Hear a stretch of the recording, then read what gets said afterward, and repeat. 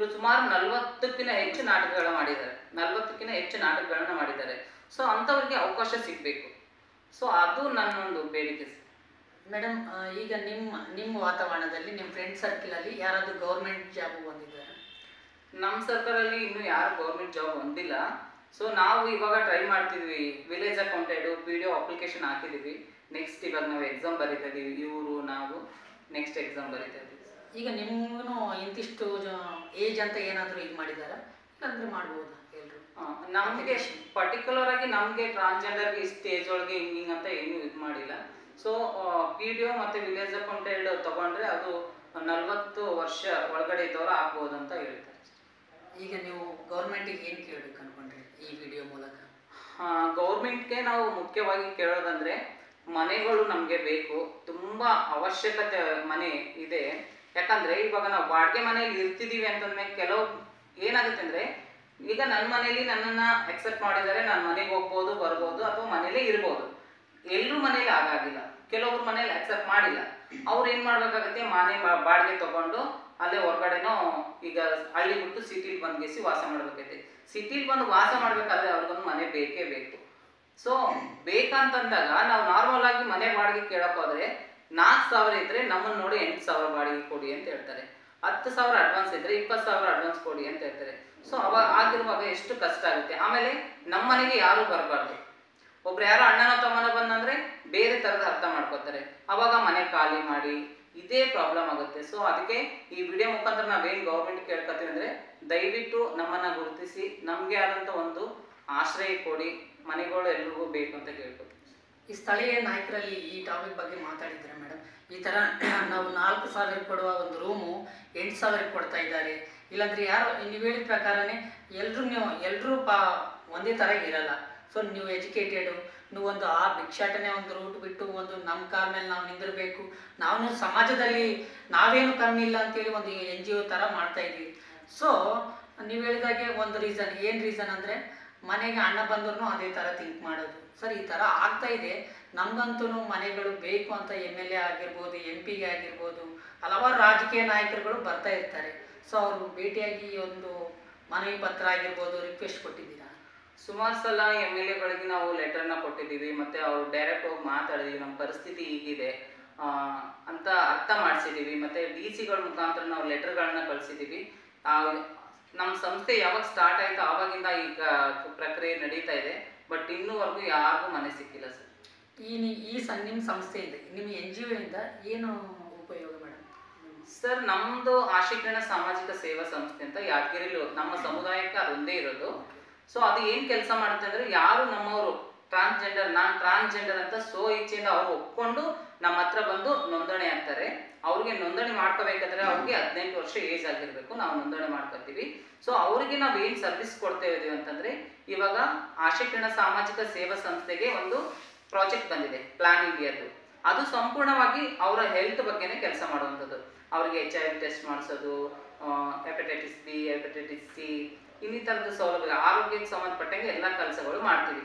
ಅದಕ್ಕೂ ಮೀರಿ ಮತ್ತೆ ಆಶೀಕರಣ ಆಗಿ ನಾವೇನು ಮಾಡ್ತೀವಿ ಅಂದರೆ, ಕ್ರೈಸಿಸ್ ನಮ್ಮವ್ರಿಗೆ ತುಂಬ ಕ್ರೈಸಿಸ್ಗಳಾಗುತ್ತೆ, ಆ ಕ್ರೈಸಿಸ್ನ ಸಾಲ್ವ್ ಮಾಡೋದು, ಮತ್ತು ಅವೇರ್ನೆಸ್ ಕಾರ್ಯಕ್ರಮಗಳು ಮಾಡೋದು, ಮತ್ತು ಕುಟುಂಬಗಳಲ್ಲಿ ಅಕ್ಸೆಪ್ಟೆನ್ಸ್ ಮಾಡಲ್ಲ ಅವರಿಗೆ ಸ್ವಲ್ಪ ಮಾಹಿತಿಗಳನ್ನು ಹೇಳೋದು, ಈ ಥರದ್ದು ಸುಮಾರು ಕೆಲಸಗಳು, ಸಾಮಾಜಿಕ ಸೇವಾ ಸೌಲಭ್ಯಗಳು, ಗೌರ್ಮೆಂಟ್ಗಳಿಂದ ಏನು ಲೋನ್ ಬರ್ತೇವೆ ಅದು ಕೊಡಿಸೋವಂತಾಗಿರ್ಬೋದು, ಆಧಾರ್ ಕಾರ್ಡ್, ಪ್ಯಾನ್ ಕಾರ್ಡ್ ಎಲ್ಲ ಗೌರ್ಮೆಂಟ್ ಕಡೆಯಿಂದ ಏನು ಸಿಗುತ್ತೆ ಮತ್ತು ಅವ್ರಿಗೆ ಏನು ಮೂಲ ದಾಖಲೆಗಳು ಬೇಕು ಅದನ್ನೆಲ್ಲ ನಾವು ಮಾಡಿಸ್ಕೊಡ್ತಾ ಇದ್ದೀವಿ. ಮೇಡಮ್, ಕೆಲವೊಂದು ಜನ ಭಿಕ್ಷಾಟನೆ ಮಾಡ್ತಾರೆ.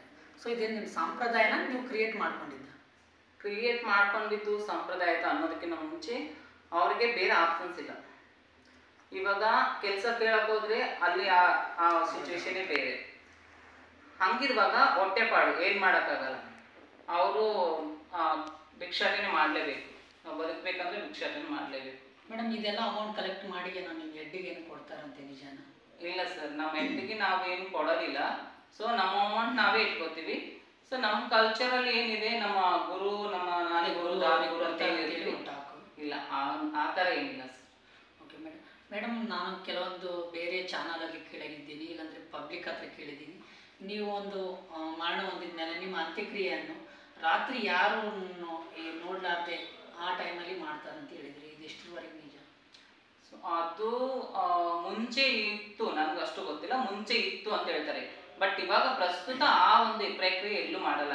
ನಾರ್ಮಲ್ ಜನಕ್ಕೆ ಹೆಂಗ್ ನಾವು ದಫನ್ ಮಾಡ್ತೀವೋ ಅದೇ ಪ್ರಕ್ರಿಯೆನು ನಮಗೆ, ನಾವು ಯಾವಾಗ ತೀರ್ಕೋತೀವಿ ನಾರ್ಮಲ್ ಜನಕ್ಕೆ ಹೆಂಗ್ ಮಾಡ್ತೀವೋ ಅದೇ ರೀತಿ ನಾವು ಮಾಡ್ತೀವಿ. ಮೇಡಮ್, ನಾವು ಪರ್ಟಿಕ್ಯುಲರ್ ಆಗಿ ಗ್ರಾಮ ದೇವತೆ ದುರ್ಗಾ ಭವಾನಿ ಆಗಿರ್ಬೋದು, ರೇಣುಕಾ ಯಲ್ಲಮ್ಮ ಆಗಿರ್ಬೋದು, ಆ ದೇವತೆನೇ ಯಾಕೆ ಪೂಜೆ ಮಾಡ್ತೀರಾ? ಆ ದೇವತೆ ಅಷ್ಟು ನಮ್ಗೆ ಏನಂದ್ರೆ ಒಂದು ಕಲ್ಚರ್ ಇಂದ ಬಂದಿದ್ದು. ಸೊ ಕಲ್ಚರ್ ಬಗ್ಗೆ ಇವರು ತುಂಬಾ ಗೊತ್ತಿರೋದು. ಹೇಳಿ. ದೇವಿ ಯಾಕೆ ನಾವು ಆ ದೇವಿನ ಯಾಕೆ ನಂಬುತ್ತೀವಿ ಅಂದ್ರೆ, ಆ ಮುರುಗಿ ಮಾತಾ ಏನು ಕೋಳಿ ಮೇಲೆ ಹುಂಜದ ಮೇಲೆ ಕುಂತಿರ್ತಾರ, ನಾವು ಸರ್ಜರಿ ಆಗ್ತೀವಲ್ವಾ, ಆ ಸರ್ಜರಿ ಆಗೋ ಸಲಿಂದ ನಾವು ಮುರುಗಿ ಮಾತನ್ನ ಪೂಜೆ ಮಾಡಿ ನಾವು ಹಾಸ್ಪಿಟ್ಲಿಗೆ ಕರ್ಕೊಂಡು ಹೋಗ್ತೀವಿ. ಅವ್ರನ್ನ ಹಾಸ್ಪಿಟ್ಲಿಗೆ ಕರ್ಕೊಂಡು ಹೋದ್ಮೇಲೆ ನಮ್ಮನ್ನ ಅಲ್ಲಿ ಎಲ್ಲ ವಾಸಿ ಆದ್ಮೇಲೆ ನಮ್ಮನ್ನ ಫಂಕ್ಷನ್ ಮಾಡ್ತಾರೆ, ದೊಡ್ಡ ಗ್ರ್ಯಾಂಡಾಗಿ ಫಂಕ್ಷನ್ ಮಾಡ್ತಾರೆ. ಆ ಫೋಟೋ ಇಟ್ಟು ನಮ್ಮನ್ನು ಪೂಜೆ ಮಾಡಿ ಆವಾಗ ನಮ್ಮ ಗುರುಗಳನ್ನ ನಮ್ಗೆ ತಾಳಿ ಕಟ್ತಾರೆ. ಹಾಗಾಗಿ ಆ ಮುರುಗಿ ಮಾತನ್ನ ನಾವು ದೇವ್ರು ಅಂತ ಪಾಲಿಸ್ತೀವಿ. ಎರಡನೇದು ನಾವು ಸೌದತ್ತಿ ಎಲ್ಲವನ್ನ ಮೇಲೆ ನಾವು ಪೂಜೆ ಮಾಡ್ತೀವಿ. ಓಕೆ ಮೇಡಮ್, ಈ ಸರ್ಜರಿ ಏನಂದ್ರಲ್ಲ, ಈ ಸರ್ಜರಿ ಅನ್ನೋದು ಎಷ್ಟು ವರ್ಷಕ್ಕೆ ಮಾಡ್ತಾರೆ ಮೇಡಮ್? ಎಷ್ಟು ವರ್ಷಕ್ಕಂದ್ರೆ ಅದು 21 ಮೇಲೆ ಪರ್ಟಿಕ್ಯುಲರ್ ಆಗಿ ಆ ಸರ್ಜರಿಯನ್ನು ನಮ್ಮ ಇದು ಮಾಡ್ತಾರೆ. ಈಗ ದಿಢೀರಿನ ನಾನು ಒಂದು ಟ್ರಾನ್ಸ್ಜೆಂಡರ್ ಅಂತ ನಾವು ಗುರುತಿಸಿದಾಗ ದಿಢೀರಿನ ನಾವು ಅಲ್ಲಿ ಹೋಗಿ ಮಾಡೋಕ್ಕಾಗಲ್ಲ. ಮತ್ತೊಂದು ನಾವು ಒಂದು ಕೌನ್ಸಿಲಿಂಗ್ ತೊಗೋತೀವಿ. ನಾವು ಒಂದು ಮೂರು ವರ್ಷದಿಂದ ನಾವು ಕೌನ್ಸಿಲಿಂಗ್ ತೊಗೋತೀವಿ. ಅವರು ಡಾಕ್ಟರ್ ನಮ್ಗೆ ನಾವು ಈ ಸರ್ಜರಿ ಆಗ್ತೀವಿ ಅಂತ ನಾವು ಅಪ್ಲಿಕೇಶನ್ ನಾವು ಹಾಕಿದಾಗ ಅವರು ನಮಗೆ ಕೌನ್ಸಿಲಿಂಗ್ ಮಾಡ್ತಾರೆ. ಈ ಥರ ಹಿಂಗೆ ನೀವು ಇದಾದರೆ ಈ ಥರ ಇದೆ ಅನ್ನೋದೊಂದು ಕೌನ್ಸಿಲಿಂಗ್ ಕೊಡ್ತಾರೆ. ಆ ಕೌನ್ಸಿಲಿಂಗ್ ಕೊಟ್ಟ ಮೇಲೆ ನಾವು ಇದೇನು ಮಾಡ್ಕೋತೀವಿ ಅಂದಮೇಲೆ ಆವಾಗ ನಮ್ಮನ್ನ ಪ್ರೊಸೀಜರ್ ಮಾಡಿ ಅದನ್ನ ಆಪರೇಷನ್ ಮಾಡ್ತಾರೆ. ಓಕೆ ಮೇಡಮ್, ಈ ಸರ್ಜರಿಗೆ ಎಷ್ಟು ಖರ್ಚು ಬರ್ಬೋದು? ಸರ್ಜರಿಗೆ ಅದರಲ್ಲಿ ಬೇರೆ ಬೇರೆ ಟೋಪಲಜಿಗಳಿದಾವೆ. ಅದ್ರ ಪ್ರಕಾರ ಅದು ಅಮೌಂಟನ್ನು ಮಿನಿಮಮ್ ಎಷ್ಟಿರ್ಬೋದು? ಮಿನಿಮಮ್ ಅಂದರೆ ಒಂದು 5 ಲಕ್ಷ. 5 ಲಕ್ಷ. ಈ 5 ಲಕ್ಷದ ಅಮೌಂಟ್ ಯಾರು ಕೊಡ್ತಾರೆ ನಿಮಗೆ? 5 ಲಕ್ಷ ಅಮೌಂಟ್ ನಾವು ಭಿಕ್ಷಾಟನೆ ಮಾಡಿರ್ತೀವಿ. ಆ ಪ್ರಕಾರ ನಾವು ಹಣ ಕೂಡಿಟ್ಟು ಹೋಗ್ತೀವಿ. ಮನೆಗೂ ಇಷ್ಟ ಅಂತ ಕಳಿಸ್ತೀವಿ. ಮತ್ತು ನಾವು ಊಟದ್ದು, ನಾವು ಮೇಕಪ್ದು ಎಲ್ಲನೂ ಖರ್ಚು ಮಾಡಿ ಉಳಿದದ್ದನ್ನು ನಾವು ಸೇವ್ ಮಾಡ್ಕೊತೀವಿ. ಅದು ದಿಢೀರನ್ನ ನಾವು ಮಾಡ್ಕೊಂಗಿಲ್ಲ. ಬಟ್ 5-6 ವರ್ಷ 10 ವರ್ಷನೂ ಆಗ್ಬೋದು, 5-6 ವರ್ಷನೂ ಆಗ್ಬೋದು. ನಾವು ಹಣವನ್ನು ಕೂಡಿಡಬೇಕಾದ್ರೆ ಅದು ಕೂಡಿಟ್ಟಾದ್ಮೇಲೆ ನಾವು ಪ್ರೊಸೀಜರ್ ನಾವು ತಗೋತೀವಿ. ಹೇಳಿ ಮೇಡಮ್, ನೀವು ಜನರಿಗೆ ಏನು ಹೇಳ್ತೀರಿ ಈ ವಿಡಿಯೋ ಮುಖಾಂತರ? ತುಂಬ ಧನ್ಯವಾದಗಳು ನಿಮ್ಮ ಚಾನಲ್ಗೆ. ನಾವು ಒಂದೇ ಹೇಳಕ್ಕೆ ಇಷ್ಟಪಡೋದು, ನಮ್ಮನ್ನು ದೇವರಂತ ಪೂಜಿಸಬೇಡಿ, ನಮ್ಮನ್ನು ಒಂದು ಸಾಮಾನ್ಯ ಮನುಷ್ಯರಂತ ಪೂಜಿಸಿ. ಎಲ್ಲರೂ ನಮ್ಮನ್ನು ಕಾಲು ಮುಗಿಯೋದಾಗಲಿ ಕೈ ಮುಗಿಯೋದಾಗಲಿ ಆ ಥರ ಮಾಡೋಕೆ ಹೋಗಬೇಡಿ. ನಾವು ನಾವು ಮನುಷ್ಯರು, ಎಲ್ಲ ನಮಗೂ ಒಂದೇ ರಕ್ತ, ನಿಮಗೂ ಒಂದೇ ರಕ್ತ. ಹಾಗಾಗಿ ನಿಮಗೆ ಎಷ್ಟೇ ಹೇಳಕ್ಕೆ ಇಷ್ಟಪಡ್ತೀನಿ, ನಮ್ಮನ್ನು ಕೀಳಾಗಿ ನೋಡಬೇಡಿ. ರೋಡ್ ಮೇಲೆ ಆಗಲಿ ಹಿಂಗೆ ಕೀಳಾಗಿ ನೋಡೋದು, ಕುತ್ತೆ ಹೊಡೆಯೋದು ಆ ಥರ ಯಾವಾಗಲೂ ಮಾಡೋಕೆ ಹೋಗಬೇಡಿ. ನಾವು ನಿಮ್ಮಂಗ ಮನುಷ್ಯರು. ಮತ್ತು ನಾವು ಗೌರ್ಮೆಂಟ್ಗೆ ಒಂದೇ ನಾವು ರಿಕ್ವೆಸ್ಟ್ ಮಾಡ್ತಾ ಇರೋದು, ನಮಗೊಂದು ಮನೆ ಕೊಡಿ ವಾಸವಾಗಿರೋಕ್ಕೆ ಅಂತ ಹೇಳಿ. ಇವರು ಹೇಳ್ತಾ ಇರೋದು ಒಂದೇ ಸರ್, ನಾವು ಕಿರಾಯಿ ಮನೆಗೆ ಹೋಗ್ತೀವಿ. ಬಟ್ ಅವ್ರು ಏನು ಮಾಡ್ತಾ ಇದ್ದಾರೆ, ನಮಗೆ 4,000 ಕೊಡುವ ಒಂದು ರೂಮನ್ನು ನಮಗೆ 8,000 ಡಿಮ್ಯಾಂಡ್ ಮಾಡ್ತಾ ಇದ್ದಾರೆ. ನಮಗೆ ಯಾವುದೇ ರೀತಿಯ ಒಂದು ಆದಾಯವಿಲ್ಲ. ಜಾಬ್ಗೆ ಹೋದರೆ ಅಲ್ಲಿ ಹಲವಾರು ಕಷ್ಟಗಳನ್ನು ನಾವು ಎದುರಿಸ್ತಾ ಇದ್ದೀವಿ. ಅಂಥದ್ರಲ್ಲಿ ಯಾರೋ ನಮ್ಮ ಅಣ್ಣನೋ ತಮ್ಮನೋ ಬಂದ್ರು ಅವರು ಅನುಮಾನ ಪಡ್ತಾ ಇದ್ದಾರೆ. ಸೊ ಇವೆಲ್ಲ ಕಷ್ಟಗಳಿಗೆ ನಮಗೆ ಫುಲ್ ಸ್ಟಾಪ್ ಬೇಕಂದರೆ ಸರ್ಕಾರದಿಂದ ನಮಗೆ ಮನೆ ಬೇಕು ಅಂತ ಕೇಳ್ತಾ ಇದ್ದಾರೆ. ಅವರ ಒಂದು ಬೇಡಿಕೆ ಈಡೇರಲಿ ಎಂದು ತಮ್ಮೆಲ್ಲರಲ್ಲಿ ಕೇಳ್ಕೊತೀನಿ. Thank you. Thank you sir.